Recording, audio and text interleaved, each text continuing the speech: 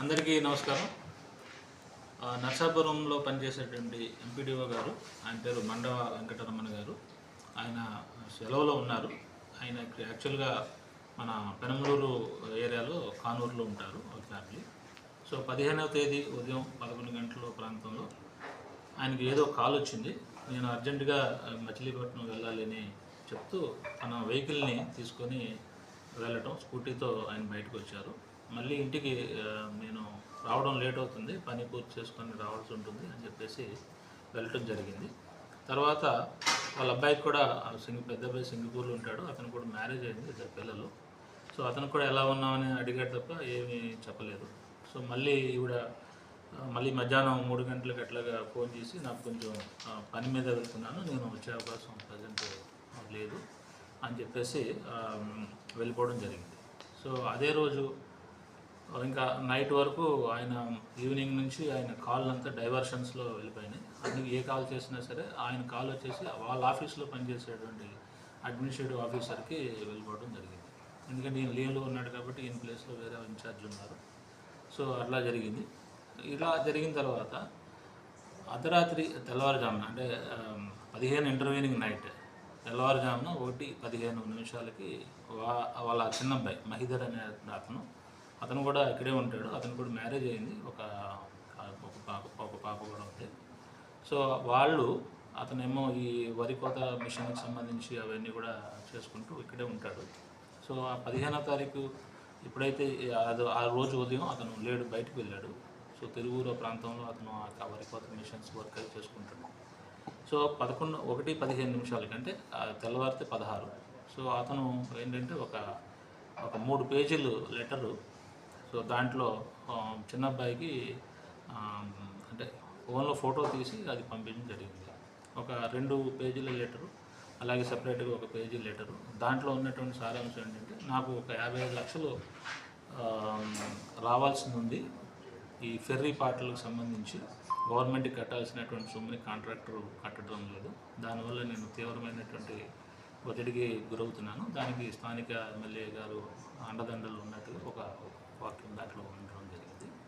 So దానివల్ల నేను తీవ్ర ఒత్తిడికి గురవుతున్నాను. ఈ విషయాన్ని పవన్ కళ్యాణ్ గారి దృష్టిలోకి తీసుకువెళ్ళాలి అని రాసి ఒక 2 పేజీల లెటరు.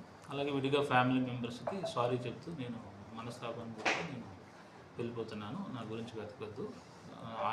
హ్యాపీ టు బి ఆ 15వ తారీఖునే అతను బర్త్డే, నా బర్త్డేనే డెత్ డే అవుతుంది అని చెప్పడం జరిగింది ఆ లెటర్లో. సో ఇంకా ఆ తర్వాత ఈ యొక్క సెల్ ఫోన్ స్విచ్ ఆఫ్ అయిపోయింది.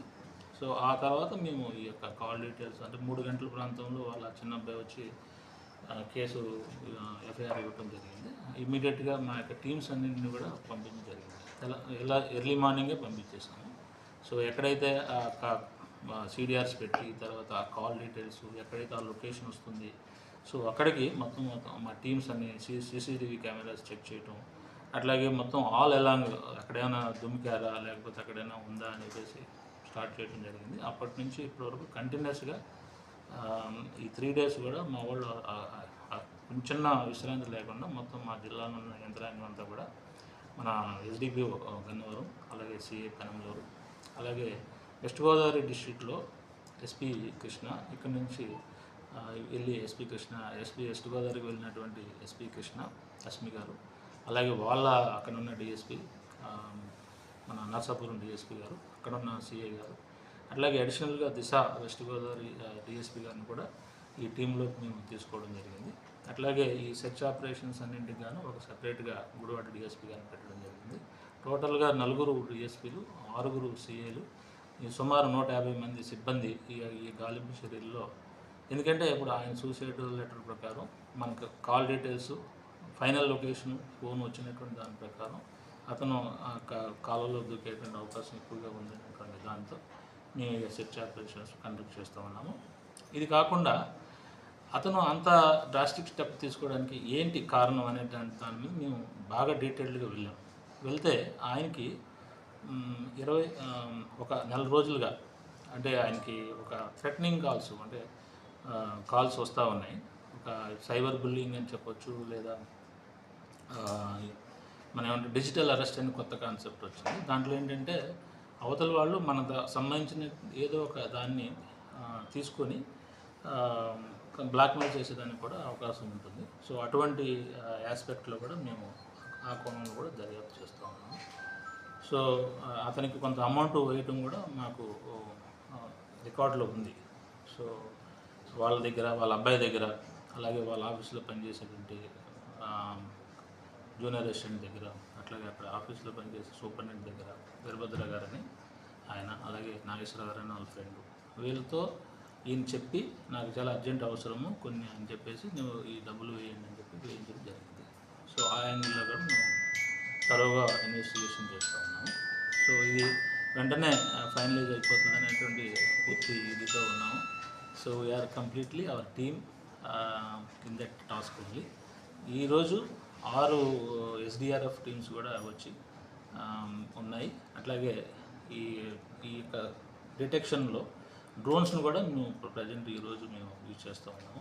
సో ఇది క్లోజ్ మానిటరింగ్ జరుగుతుంది.